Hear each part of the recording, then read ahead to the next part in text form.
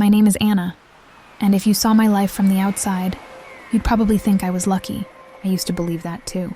I grew up in a small, quiet town where people valued family, loyalty, and love that lasted a lifetime. My parents were my example. My father always pulled out the chair for my mother at dinner, and she would smile at him like it was the first time she saw him. That was the kind of love I wanted. Simple, honest, lasting. When I met John, it felt like destiny had finally smiled at me. He was charming in a quiet, confident way, tall, well-spoken, and ambitious. We met at a friend's wedding, where he caught the bouquet I had accidentally dropped. Everyone laughed, and he said, "Maybe it's a sign."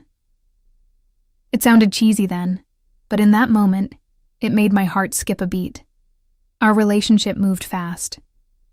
Within months, he was sending me flowers at work, showing up with coffee when I least expected it, and calling me his reason to work harder. I fell for him completely. When he proposed, I didn't hesitate. I thought I'd found the man who would treat me the way my father treated my mother. The first few months of our marriage were everything I had dreamed of. We laughed through burnt pancakes on Sunday mornings, shared secrets under dim kitchen lights, and planned a future that felt full of promise. John would often pull me into his arms after dinner and say, "You're the best thing that ever happened to me." I believed him. I believed every word, every look, every late-night kiss that promised forever. But slowly, things began to change. It wasn't sudden. It crept in quietly, the way winter steals the warmth from autumn. At first, it was just small things. He began to criticize my cooking. "Did you forget the salt again?" He'd say, half joking, half serious. Then it was the way I folded the laundry, or how I arranged the living room. He said it like advice, but it always felt like judgment. I told myself it was normal, that every marriage had its adjustments. I thought if I tried harder, he'd soften again. I woke up earlier to make him breakfast before work. I packed his lunches neatly, wrote small notes with hearts on them, and ironed his shirts even though he never noticed. I convinced myself that love meant effort, and that maybe I just needed to give more of it. When I bought a small dress for myself once just to surprise him, he frowned. "Do you really think that suits you?" he asked. His tone wasn't cruel, but it cut deep. I smiled weakly and said nothing. Later that night, I folded the dress back into its bag and shoved it in the closet. Outside, everything looked perfect. Friends said we were a beautiful couple. His colleagues complimented how lucky he was to have a wife like me. My parents were proud.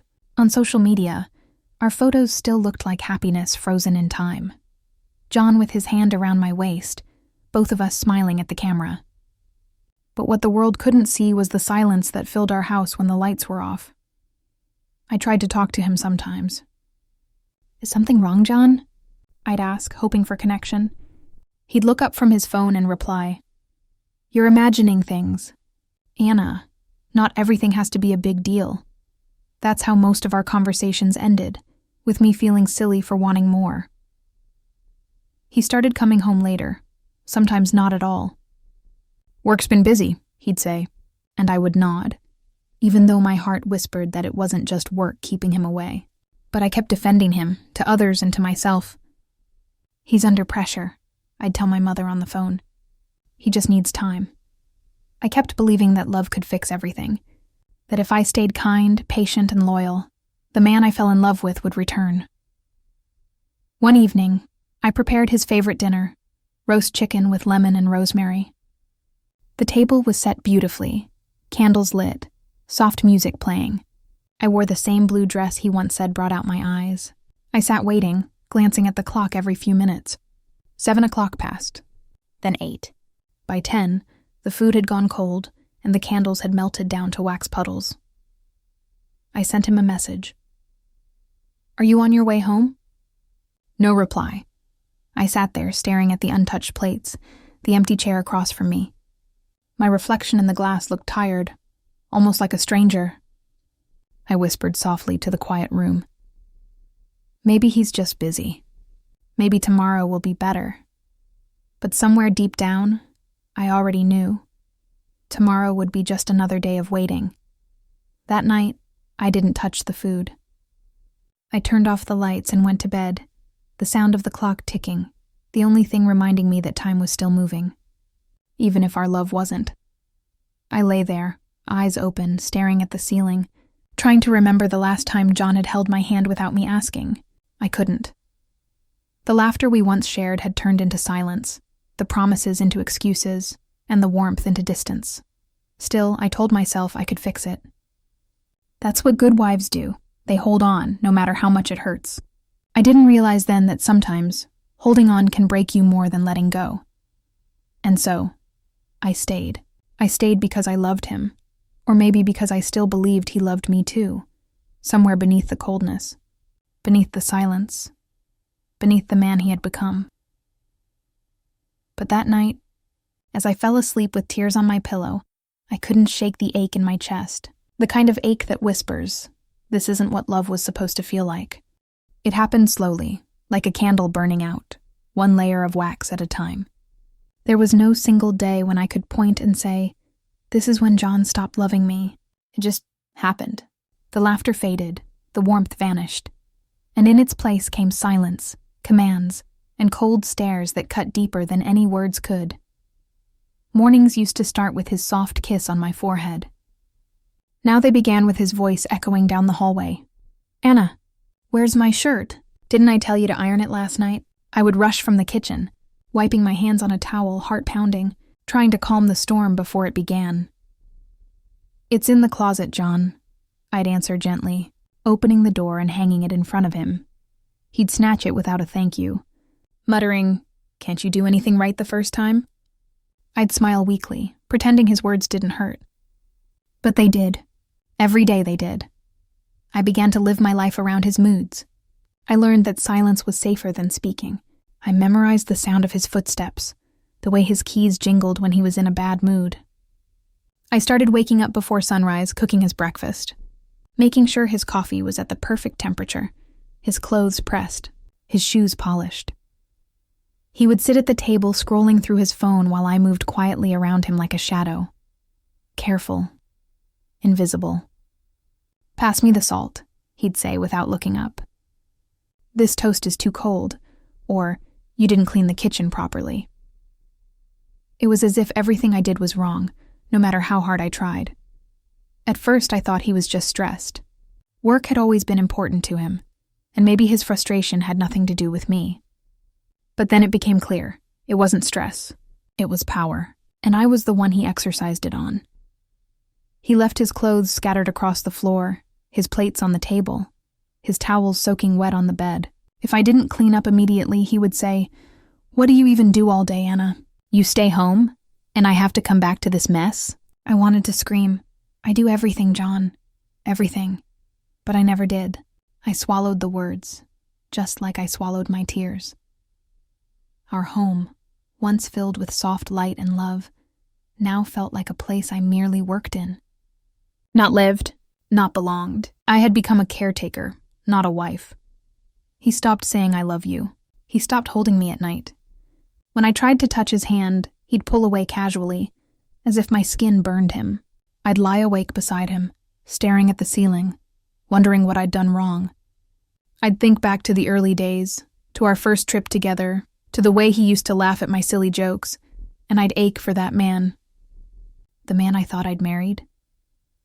Sometimes I'd catch a glimpse of us in the mirror, him walking past me standing with a dish towel in hand, and I'd barely recognize the woman staring back. My hair was always tied up, my eyes tired, my smile gone. I looked more like a servant than a partner. I wasn't his wife anymore. I would whisper to myself when he wasn't around. I was his shadow, walking quietly behind him. When relatives visited, he played the perfect husband. "Anna, bring tea for everyone," he'd say with a charming smile, placing a hand on my back for show. They would tell me how lucky I was. "John is such a responsible man," they'd say. "He works so hard. You're blessed." I'd smile politely, pouring tea into cups, wishing someone, anyone, could see through the performance. But no one did. No one ever does. Once my neighbor Mrs. Patel told me, "Anna, you're so lucky. My husband never helps around the house, but John seems so responsible." I wanted to tell her that he didn't lift a finger, that I spent hours every day scrubbing, cooking, ironing, cleaning, and pretending to be fine. But instead I just smiled and said, yes, he's wonderful. Because that's what good wives do. They protect their husband's image, even when it destroys them. At night, when he came home, I'd try to talk. "How was your day, John?" I'd ask softly. He wouldn't even look up. "I'm tired, Anna. Please, not now. Not now. Not ever." Sometimes I'd make dinner and sit across from him, waiting for a word, any word. But he'd eat in silence, scrolling through his phone, occasionally sighing as if my presence irritated him. If I tried to speak, he'd snap, "Can't I just have some peace when I eat?" And so I stopped talking. I stopped trying. Days blurred into weeks. My routine never changed. Wake up early, cook, clean, wait. It was like living inside a loop that never ended. I moved quietly so I wouldn't disturb him. I avoided eye contact, avoided mistakes, avoided myself. I stopped dressing up. I stopped wearing perfume. There was no point. The last time I tried, he asked, "Why are you so dressed up? Who are you trying to impress?" The accusation in his voice made me shrink. So I went back to plain clothes and quiet days. The loneliness began to suffocate me. Even the walls of our home felt heavy with unspoken words. I would stand by the window sometimes, watching the world outside, children laughing, couples walking hand in hand, and wonder when my life had stopped being mine. One evening, after dinner, John shouted from the living room, "Anna, where's my wallet?"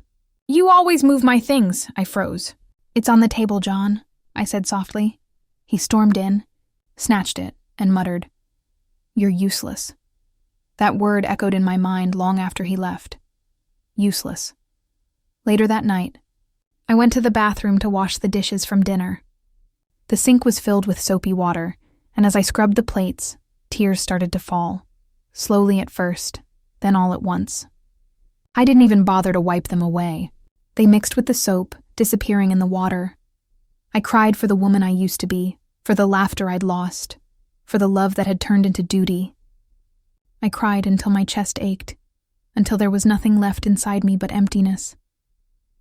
When I looked at my reflection in the small mirror above the sink, I barely recognized the eyes staring back. They were hollow, tired, and lifeless. Somewhere between scrubbing his dishes and wiping his messes, I had disappeared. That night, as the water ran and my tears fell, one truth settled deep in my heart. I was not living with John anymore. I was serving him. The distance between John and me had become a quiet, painful ocean. He stood on one shore, I on the other, and no matter how much I called out, my voice never reached him. The man who once used to come home early just to have dinner with me now barely crossed the threshold before midnight. At first, he offered explanations that sounded believable. Late meeting, clients from out of town, a business dinner. I wanted to trust him. I needed to trust him, because the thought of not believing him felt heavier than the truth I was trying to avoid. But the changes were impossible to ignore. He started dressing better, wearing cologne he'd never used before. There were days he came home with a faint scent of perfume clinging to his shirt, a smell I didn't own. Once, as he leaned over to place his keys on the table, I noticed a faint red mark near his collar. Lipstick. The shade was nothing like mine. I froze for a moment, staring at it. My mind screamed the truth, but my heart whispered excuses. Maybe someone accidentally brushed against him. Maybe it's nothing. That night, while he showered, I picked up his shirt and pressed it to my face. The perfume was sweet and unfamiliar, like flowers after rain. It made me sick, but I folded it neatly, put it away, and told myself to stop imagining things. I started living in a strange state between fear and denial. Each night, I waited for the sound of his car, my stomach twisting tighter with every passing hour. When he finally arrived, he didn't even look at me. "I'm tired," he'd say, brushing past me toward the bedroom. One evening, when he was in the shower, his phone buzzed on the table. Normally, I would never touch it, but something inside me, something tired and desperate, made my hand reach for it. At first, I saw a name I didn't recognize. Clara, a simple, harmless name. My thumb hesitated, trembling, before I opened the messages. And then my world shattered. There they were. Lines filled with hearts and kisses, playful words and midnight plans. Can't wait to see you again. Last night was amazing. You smell better than heaven. Hotel addresses, photos, promises. My vision blurred as I scrolled. My fingers went cold, my chest tight. The floor beneath me felt like it was disappearing. I dropped the phone, hearing it clatter on the tile, and for a moment, I couldn't breathe. John walked in a few minutes later, towel around his waist, water dripping from his hair. He saw the phone in my hand, and his expression hardened immediately. "Why are you touching my phone?" His voice was sharp, defensive. I could barely speak. "John, who is Clara?" He froze, then scoffed. "You went through my messages? How dare you invade my privacy like that? Just tell me the truth," I pleaded, my voice trembling. "I saw the messages, the hotel bookings. Please just tell me why." He rolled his eyes, grabbing his phone from my hand. "You're unbelievable, Anna. You always twist everything. Maybe if you were more interesting, more alive, I wouldn't have to look elsewhere." His words hit me harder than any slap could. I felt them cut deep into me, cold and final. I stood there, stunned, unable to cry, unable to move. "So it's my fault?" I whispered. He shrugged, walking past me. "Maybe if you stopped acting like some sad little housewife, things would have been different." The door slammed behind him, leaving me alone in the echo of his cruelty. I sank to the floor, the room spinning around me. My body shook, not from anger, but from a pain too deep to name. For years I had given him everything. My time, my care, my loyalty. And now he made me believe it wasn't enough. I sat there for hours, the glow from the streetlights falling across the cold tiles. I remembered the nights I stayed up waiting for him, the meals I made that went untouched, the soft words I whispered to a man who no longer heard me. Every memory felt like a lie now. When he finally came home that night, he didn't look at me. He slipped into bed as if nothing had happened, scrolling on his phone until he fell asleep. I lay beside him, staring at the ceiling, the sound of his shallow breathing beside me. And that was the moment I realized I wasn't sharing a bed with my husband anymore. I was lying next to a stranger. I turned on my side, facing away from him, tears silently sliding onto my pillow. My hands gripped the blanket as if holding on to the last pieces of myself. I thought about the woman, Clara. Did she laugh with him the way I once did? Did he tell her she was beautiful, that she made him happy? Did he hold her the same way he used to hold me? The thought made me sick, but I couldn't stop imagining it. I tried to remember when he stopped looking at me with love and started looking through me instead. Was it the day I stopped wearing makeup? The day I forgot to smile? Or had he decided long before that I was no longer enough? The next morning, I looked at myself in the mirror. My eyes were swollen, my face pale. I searched for the woman I used to be, the one who believed love could survive anything. But she was gone, buried beneath disappointment and heartbreak. I touched the mirror lightly, my reflection trembling beneath my fingertips. My voice came out in a whisper, small and broken. What did I do to deserve this? The woman in the mirror didn't answer. She just stared back at me with the same empty eyes, the eyes of someone who had given everything and received nothing in return. And in that silence, I understood something I hadn't before. Sometimes love doesn't die in a single moment. It fades quietly, slowly, until all that's left is the pain of what used to be. The days began to pass without a single word between us. John no longer asked how my day was, no longer looked me in the eye. His voice only broke the silence when he needed something. "Anna, where's my shirt?" "Anna, the tea's cold," or "Anna, can't you ever do things right?" Our house, once filled with laughter and music, had turned into an echoing shell. Every corner carried the weight of words unsaid, of emotions buried alive. I used to wait for the sound of his car every evening, the gentle hum that once brought me joy. Now that same sound filled me with dread. It meant more silence, more avoidance, more of him pretending I didn't exist. In the mornings, I'd stand by the kitchen window, staring at the sun rising, wondering if anyone out there felt as lonely as I did in my own home. I stopped wearing makeup, stopped caring about my clothes. What was the point? He never looked at me anymore. He never noticed if I smiled or cried. I stopped meeting my friends, too. They would ask, "How's John?" And I'd lie every single time. "He's busy with work," I'd say, forcing a smile. But inside, I was breaking, piece by piece, every day. Nights were the hardest. I would lie beside him, pretending to sleep. His back always turned to me, his phone screen glowing faintly in the dark. Sometimes I heard him texting, whispering a name I didn't want to hear. Clara. I'd shut my eyes tightly, praying for morning to come quickly, for this nightmare to end. But it never did. I started talking less and thinking more.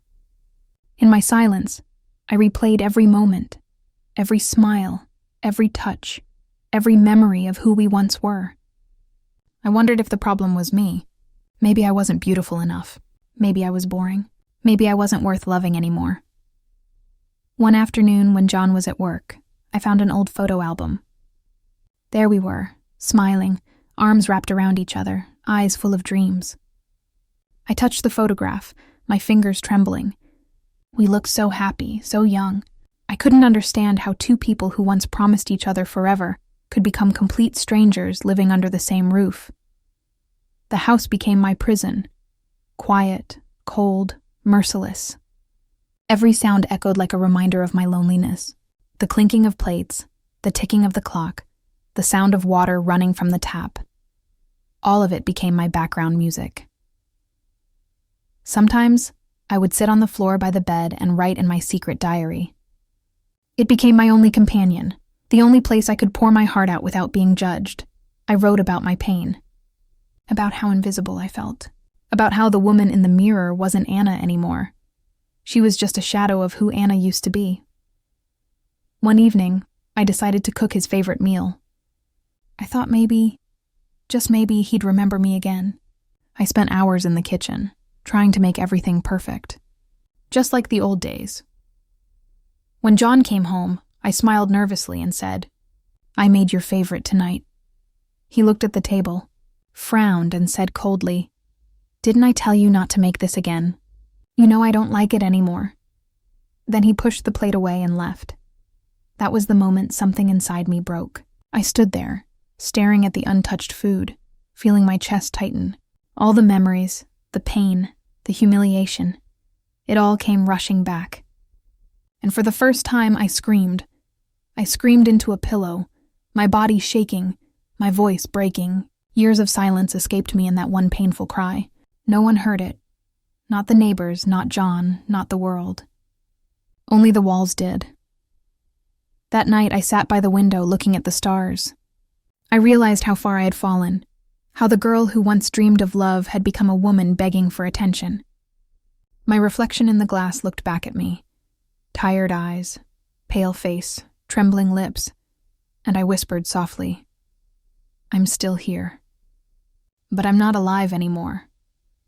Days turned into weeks, and I stopped expecting anything from him. No love, no apology, not even kindness. The silence between us had grown so thick that even words couldn't cross it anymore. I began to move through life like a ghost, doing chores, smiling mechanically when needed, breathing but not living. And in that stillness, I realized something. Silence had become my only friend, because silence never hurt me. I would often sit by the window late at night, holding my diary close. Sometimes I imagined a version of myself walking away, free from this pain, free from him. But then reality would pull me back. The same house, the same man, the same quiet cruelty. The wind outside would whisper through the curtains, and I'd close my eyes, pretending it was someone comforting me. I was fading slowly, not from lack of love, but from the absence of it. And as the world slept peacefully around me, I realized the truth I had been avoiding all along.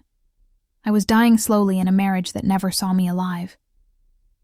There comes a point in every woman's life when her heart stops begging to be loved and starts asking to be free. For me, that day came after months of silence, after nights spent crying into pillows that no longer smelled of comfort. One morning, I woke up and realized something simple, yet profound. I had stopped waiting. I didn't wait for his texts, his apologies, or his affection anymore. All I felt was an emptiness that no longer frightened me. That afternoon, I went back to my childhood home.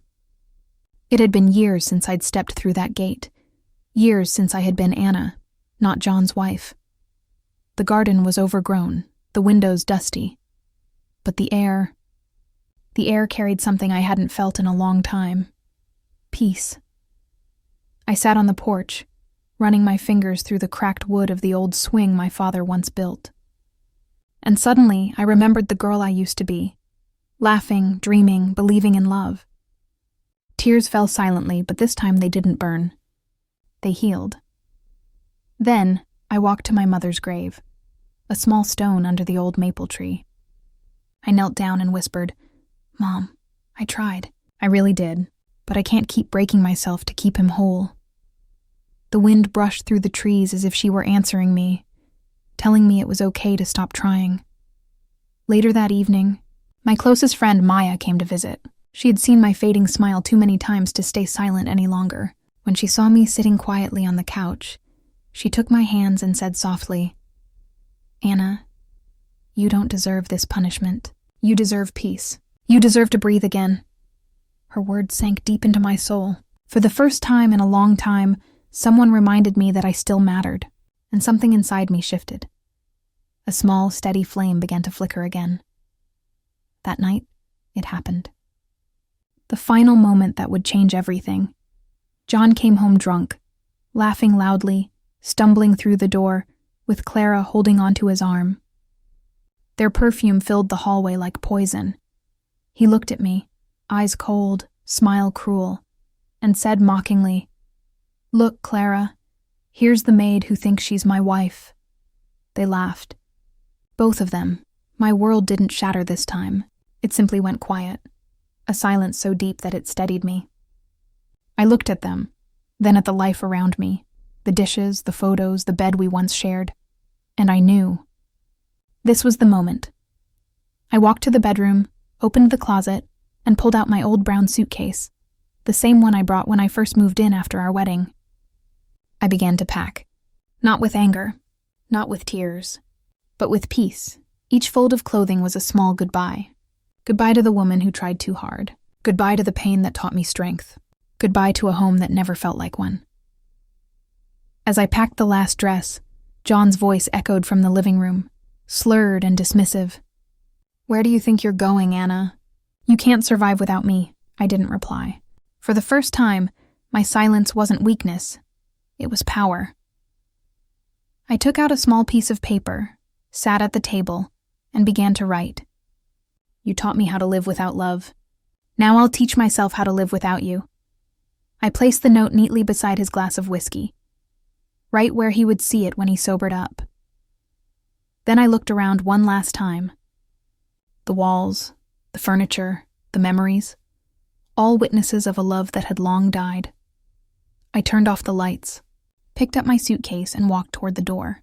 Outside, the world was still dark, but in the distance, a faint light began to touch the horizon.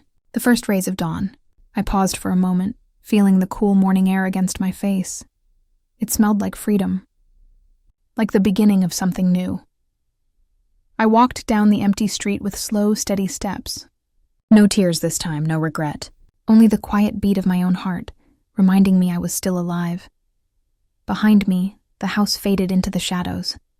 Ahead of me, the sky slowly turned gold. For the first time in years, I smiled. A small, trembling smile, but real.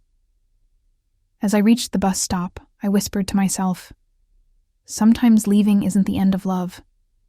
It's the beginning of self-respect." I boarded the early morning bus, the city just waking up around me. Through the window, I watched the sun rise, brighter, warmer, stronger.